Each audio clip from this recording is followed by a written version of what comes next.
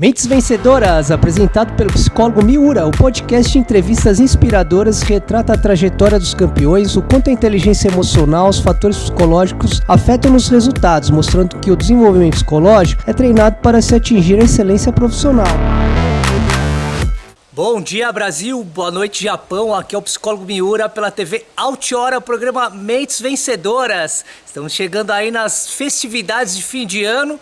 E vamos então mostrar os melhores momentos dessas entrevistas do Mentes Vencedoras com grandes jogadores, presidentes, diretores. Vamos mostrar um pouquinho de cada trecho desse ano maravilhoso que passou de 2023.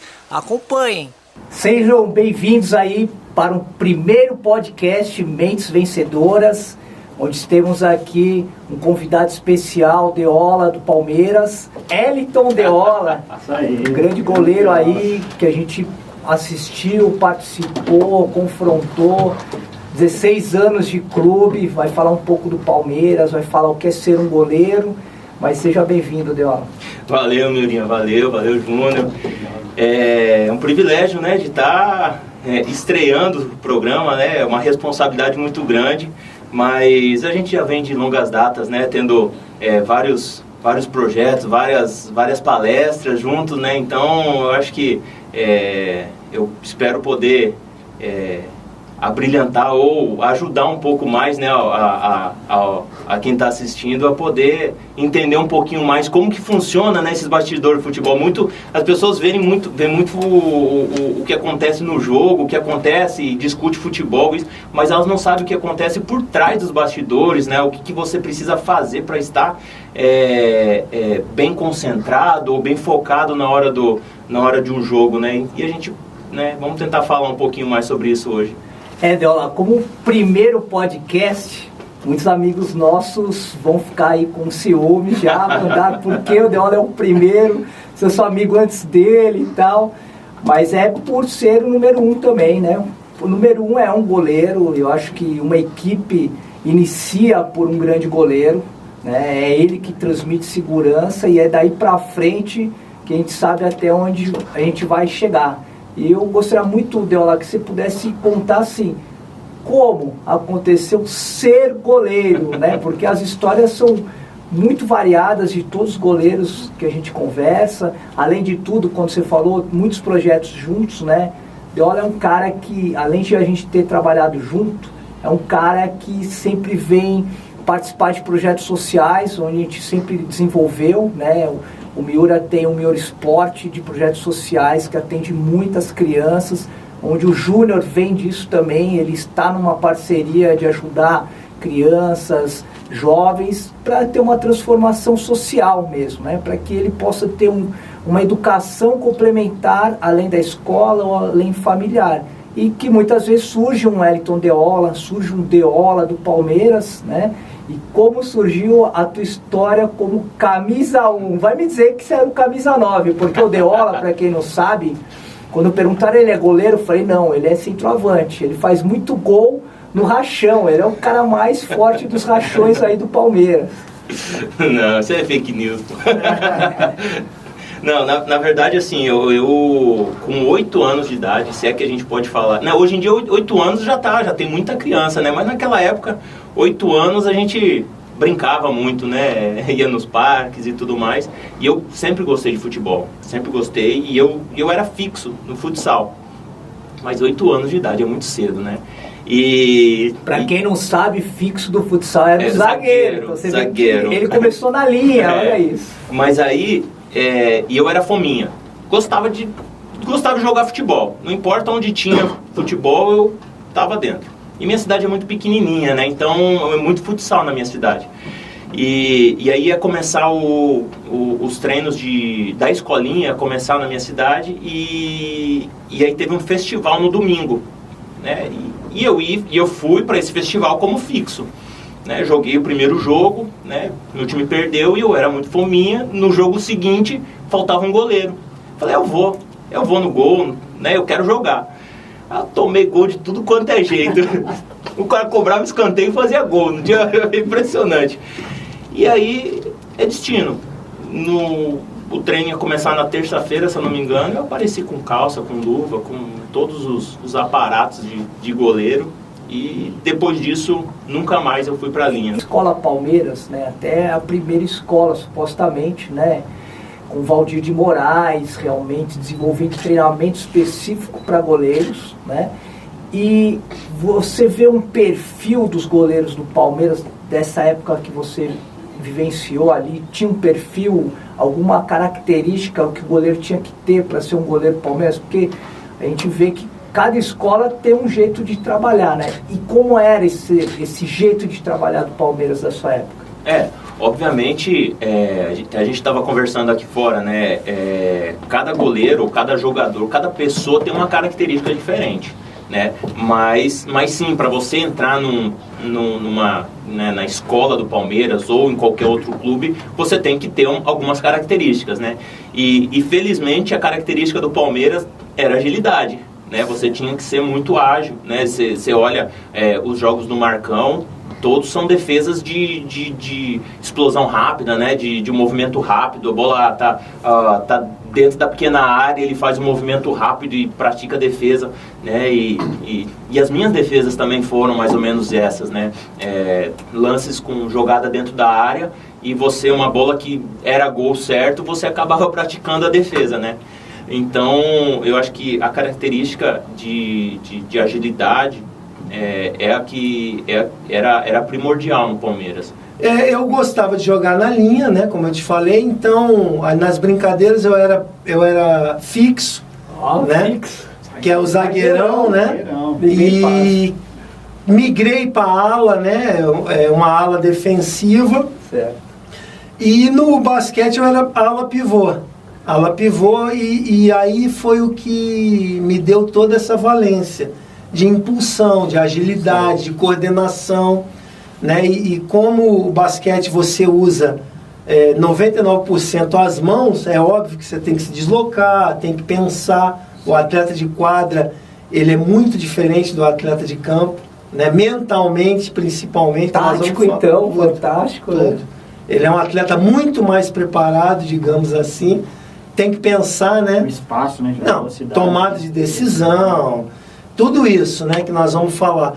E aí eu me apaixonei pelo gol, né? Porque tinha tudo a ver com o basquete. Então você já era um goleiro de 2023, jogava com os pés, já se organizava, né, Júlio? Na realidade, Miura, eu sempre me preparei para isso, a gente trabalhou junto, você sabe que eu uso as duas... Em 80 você já fazia isso. Não, mas já pensava nisso, né? Eu sempre me preocupei em usar a perna cega, a perna predominante, porque é futebol.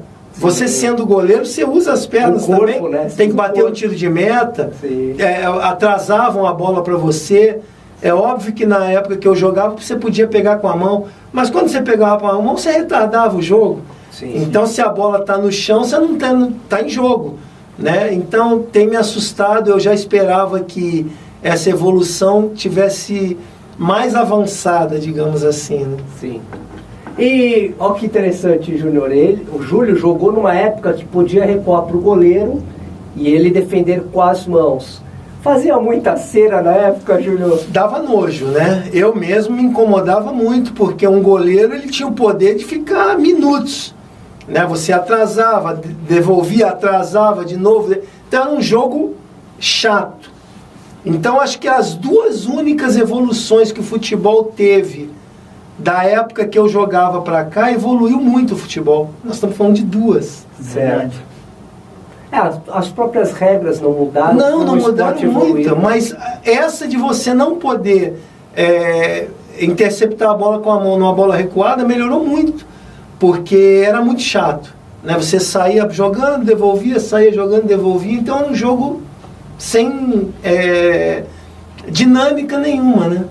E hoje temos um grande amigo aqui de trabalho, Renan que jogou muito tempo no São Paulo, títulos expressivos São Paulo, ídolo do São Paulo, né? Jogava, ele vai explicar aqui qual a camisa ele preferia, a 5 ou a 8, e foi campeão paulista, campeão Libertadores da América e Mundial. Pouca coisa, e até hoje lembrado com muito carinho por todos os São Paulinos. Seja bem-vindo, Renan Teixeira. Obrigado, Miura. É um prazer estar aqui com você. Agradeço muito pelo convite. Pessoalmente, a gente não se via, acho que aí tem uns... Desde 2005, 2006, por aí. Ia falar uns 15 anos, mas quem sabe até mais. A gente até se falava, mas pessoalmente assim, era muito tempo. E que bom que eu tô aqui com você, ver que você tá bem. E eu agradeço muito pelo convite. Vamos aí conversar, abordar situações que muitas vezes não são do nosso cotidiano de discussão sobre futebol, né? A gente fala mais especificamente de partes técnicas e táticas, muito menos da mente do jogador de futebol. E o que eu costumo dizer para as pessoas que não são do futebol são apenas torcedores, né? O jogador de futebol ele não joga com as pernas, ele joga com a cabeça. Perfeito. E hoje acho que a gente vai ter uma abordagem aqui muito, muito interessante sobre isso, porque a mente de um jogador, não digo só do jogador de futebol, o atleta de futebol, o atleta em qualquer esporte, né? A gente tem vários exemplos aí de campeões olímpicos que passaram por problemas, dificuldades psicológicos, não conseguiram mais competir, enfim. É um tema que eu acho de uma extensão e de uma complexidade também muito grande, que é interessantíssimo a gente conversar sobre isso. É o que eu falo para as pessoas, Miura. Eu, na minha vida, eu nunca tive plano B. Sim.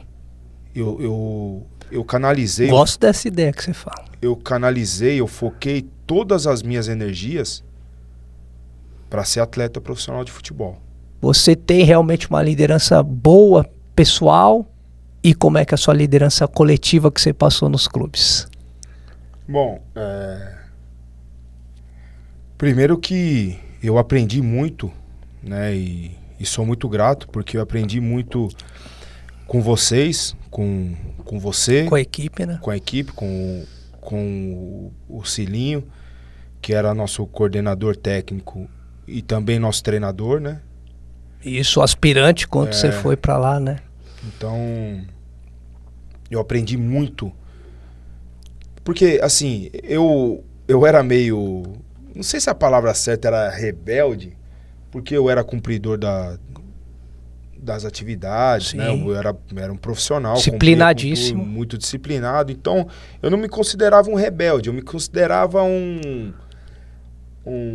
pô, não sei que palavra usar, mas sabe aquele cara que fala demais? Isso me prejudicou profissionalmente. Tá. Já no profissional... Por querer opinar sempre. Por querer opinar sempre. E nem sempre os caras queriam. Né? É porque gera ciúmes, né, então, Renan? e daí eu ficava assim, pô, será que é tão bom assim ser líder? Sim. Será que é tão... Tem ônus e bônus, lógico. Será que é tão bom assim você saber se expressar melhor do que alguns outros? Né? Sim. Ô, Renan, vai lá você e fala. Vai estourar em você. Mas por que eu falo? Não, porque você fala bem, você vai saber falar e tal, mas pô, e daí se der merda... Com certeza. Entendeu? Então, mas ali naquele período eu aprendi muito. Eu aprendi muito na questão de liderança, e como você citou aí vários aspectos de líder, né? Várias vertentes para um líder. Eu gostava, desde muito cedo, de liderar com exemplo. Certo. Porque eu posso falar o que eu quiser aqui pra você, Miro. Se eu não fizer... É por isso que falei, você puxava a fila. Entendeu? Então, tem um filme que é espetacular, né? O pessoal vai... Quem não conhece, quem nunca assistiu, assista. O Invictus, né? Uhum. Do rugby, da seleção sul-africana, que o Mandela, né, interpretado por Morgan Freeman, ele chama o capitão da seleção, né, capitão da seleção de rugby da África do Sul, e pergunta, né, como que você lidera o seu grupo, né? Ele falou, dando exemplo. E é isso, né? Acho que um capitão, um líder, e muitas vezes o principal líder de um grupo não é nem o que tá com a faixa. Sim, sim. Certo? Sim. É o afetivo que a gente tá falando. Na Europa você tem muito a tradição do capitão ser o que tá há mais tempo no clube, então dá uma faixa para ele. Sim. E muitas vezes ele não abre a boca, ele não é o líder, ele não cobra, ele não nada, entendeu? Isso aconteceu comigo, jogando em Portugal. Mas aquela fase ali, Miura, me apresentou ali, e a base, quando você joga na base de um time grande, apresenta vários aspectos. Por quê? Vem meninos praticamente do Brasil inteiro. Sim, e o tempo inteiro. E a gente conviveu ali com chineses, com armênios. Com armênios, perfeito. Hoje o Mkhitaryan joga num dos maiores times do mundo, na Inter de Milão. Caraca, não lembrar disso. O Mkhitaryan, ele joga na Inter de Milão. Tenho foto dessa época aí, com eles, então, e você. E tudo isso é aprendizado também para liderança. Sim. Para você saber lidar com diferentes culturas. Sim. Japoneses tinham na Japoneses tinham. Japoneses, chineses, eu falei chineses? Falou. Chineses, armênios, americanos. Sim. Tivemos lá americanos. Sim. Tinha um menino coreano também. Esse aí não... Não lembro. É que ele era mais novo. Ah, tá. Mas tava na convivência lá do Sportville, né? Então, a convivência com os mais velhos e com os mais jovens. Sim. Você tem que ter a sensibilidade de... Tem jogador que você pode dar um esporro dentro do campo que ele vai... Tem jogador que você tem que falar de uma forma mais... Você der um esporro aí que ele vai desabar mesmo no jogo. E tudo isso aí foi aprendizado dali. Por quê? Quando eu cheguei no profissional, eu sou muito grato a Deus de eu ter conseguido subir e trabalhar com o Rogério. Foi o melhor líder que eu já trabalhei. Tinham outros juntos, mas ele é o significado do liderança, é o símbolo, né? Com exemplo. O Rogério. Sim. Só que tínhamos outros. Lugano. Sim. 25 anos de idade, capitão celeste. Sim. Sabe como que é escolhido o capitão celeste, o capitão da seleção uruguaia? Pode comentar. Juntam-se todos os jogadores no vestiário e todo mundo vota. Quem que você acha que tem que ser o capitão? Ele foi escolhido por Monteiro, por Recoba, por vários outros jogadores mais velhos e na altura mais importantes que ele. Jogando na Europa, Jogando na Europa. Ele foi escolhido capitão da seleção celeste com 24 e 25 anos. Isso é muita coisa. Sim. E foi um outro excelente líder, que quem sabe está aqui com o Rogério na questão de exemplo. Sim. E eu me apeguei muito a ele e ele me ajudou muito também. Tínhamos outros, e aí que chega lá onde você falou. Exemplos de liderança de forma diferente. O Júnior era um líder, mas de uma forma mais afetiva. Sim. Sabe, aquele cara que todo mundo gostava. Mas no grupo precisa ter um cara, né? Sim, que quebra aquela seriedade, aquele estresse, né, Renan? Que as pessoas não imaginam, né? Eu vejo assim. Mas a equipe fica medindo, lógico, é importante aí as minutagens, a fisiologia e tudo. Mas e o cansaço mental, né? E a parte psicológica, não mede? Ele é muito pior, o cansaço mental. Sim, aí tem que ter a música, o pagode, a brincadeira, a zoação, senão ninguém aguenta. Ele é muito pior do que o CK. Sim, que o CK, perfeito. Ele é muito pior. Né? Sim. E a maioria dos clubes não medem esse cansaço, o cansaço mental. Sim. Eu acho que quando eu falei pra você aqui, Miro, eu falei fora do ar. Então eu faço questão de, se já falei, vou repetir.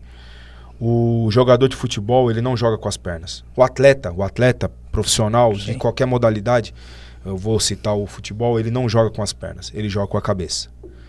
Um jogador bem mentalmente, um atleta bem mentalmente, ele consegue fazer coisas que nem ele mesmo acredita que ele fosse capaz. Perfeito. Certo? Quando eu tava com confiança, eu fazia coisas que será que foi eu mesmo? Eu vi os vídeos depois, mas foi eu mesmo que fiz isso. Agora, quando eu tava mal psicologicamente, sem confiança, eu errava coisa e falava, não é possível, não tem como eu errar uma bola dessa. Uhum. Não tem como eu errar um passe desse. Sim. Miura, você não vai acreditar, ele pegou o colete e toma, no meu peito. Aí, cara, eu não entendi nada. Tinha valor nessa época o colete, né, Rai? Porra, cara, eu não entendi nada. Eu falei, caralho. Aí eu comecei a olhar pro lado e eram os caras que estavam jogando quarta. Eu falei, porra, não acredito, beleza. Aí, beleza, começou o treino e, porra, o Galo sempre foi um ídolo pra mim, né? Cara, eu gostava ele é demais. intelectual demais. Eu gostava dele jogando, eu admirava o futebol. Então, pra mim, eu tinha tinha aquele respeito de treinador, mas eu vi ele jogando. Sim. Então, porra, admirava, Clássico, né? escutava ele pra caraca, porque ele, dentro da minha posição, ele foi um grande jogador. E aí ele chegou pra mim e falou, seguinte, só faz o que você me apresentou aí nessa uma semana que eu tô te vendo, eu quero que você faz amanhã no jogo, porque você vai jogar amanhã contra o União São João de Araras. Cara, e dito e feito. Isso, eu com 5 dias de profissional, estreiei no Campeonato Paulista da Série A contra o União São João de Araras. Aí a gente foi lá, empatou 0-0, foi muito bem, a imprensa já caiu em cima, pô, a promessa era portuguesa, tal, não sei o quê. Voltamos em casa contra o Marília, perdemos de 2-1, mas eu fui muito bem no jogo.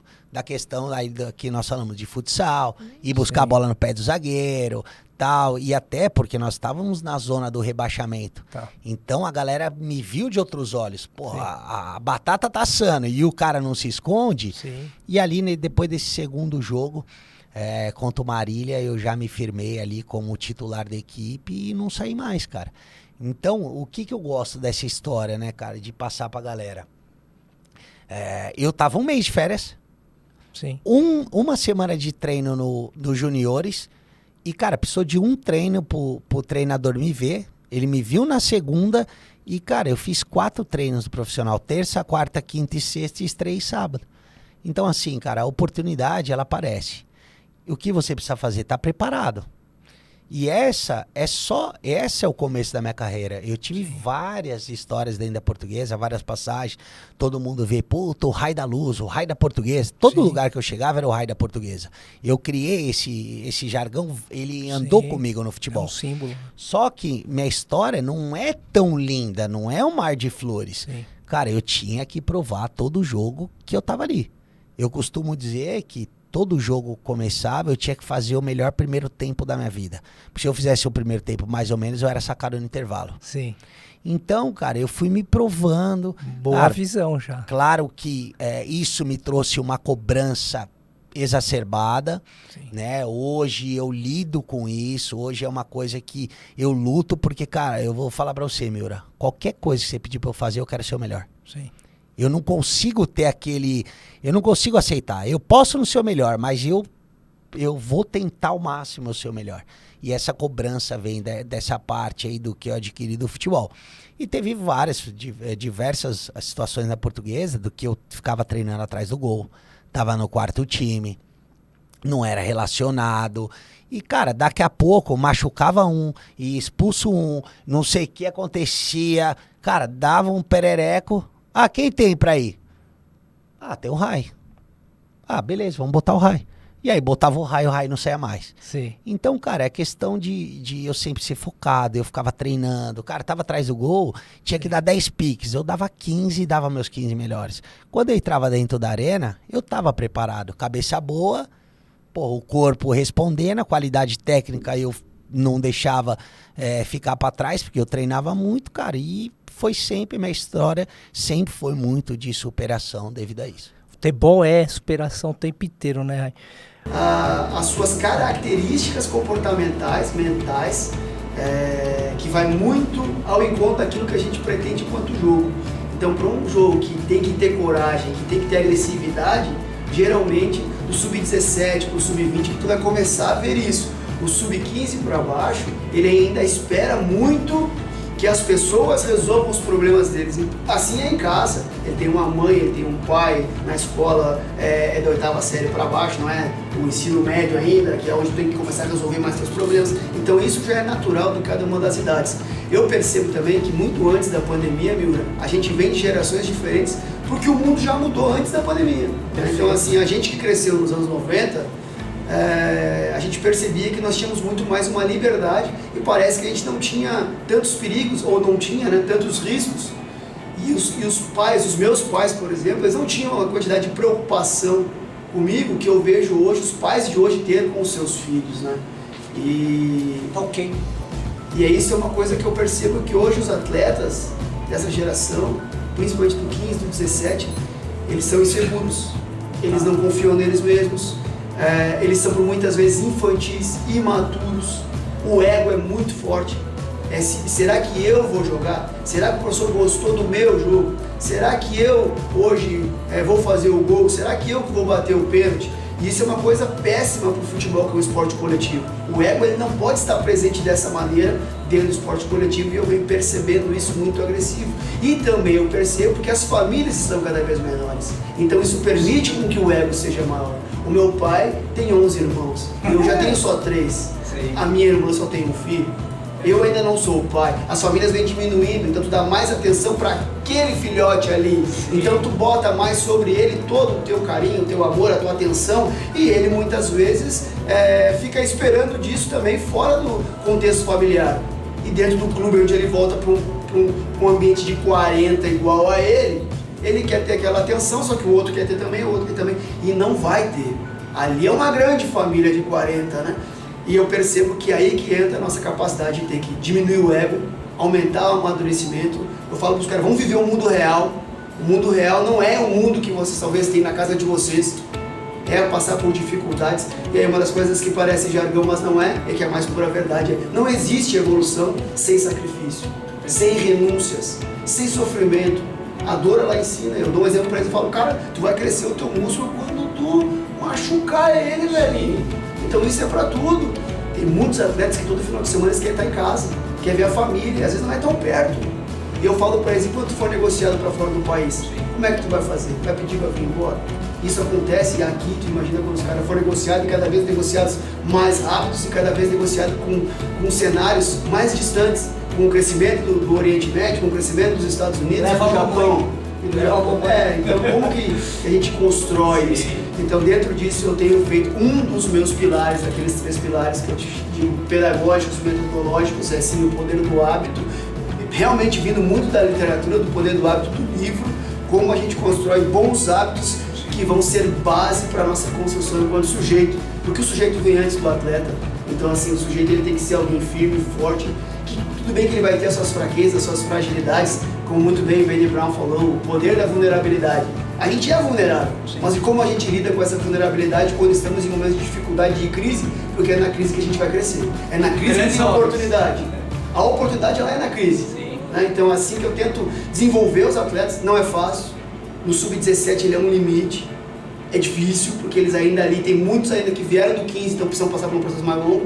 Outros já poderiam estar no 20 e outros já poderiam estar no profissional, como é o caso do Hendrick no Palmeiras, como é o caso do Matheus, o Matheus Gonçalves, que foi negociado no Flamengo agora com o Red Bull Bragantino. Alguns, claro, que são outliers, já dão esse salto, mas é necessário ter essa capacidade de visão ampla para isso acontecer. Então tenho tentado, é difícil, a gente passou por um processo aqui na Ferroviária, logo na minha chegada, um pouco difícil, né? Muito por causa de pandemia, muito por causa de negociação de alguns jogadores que acabaram saindo, e aí gera oportunidade para outros que ainda não estavam prontos para receber aquela oportunidade. Então assim, é um trabalho árduo, porém é o trabalho que mais tem que ser feito. Muito mais do que evoluir um atleta técnica e taticamente, é prepará-lo ele para enfrentar os desafios que o futebol vai mostrar para ele. Porque a gente tem muito jogador técnico, muito jogador que respeita taticamente, muito atleta fisicamente formado nesse país, mas às vezes que não tem a atenção dos aspectos comportamentais que vão dar a base para ele conseguir aplicar os outros 3 pilares, técnico, tático e físico. Então, carinhosamente mostramos alguns trechos de algumas entrevistas, mas vamos mostrar melhores momentos sexta que vem. Aguardem!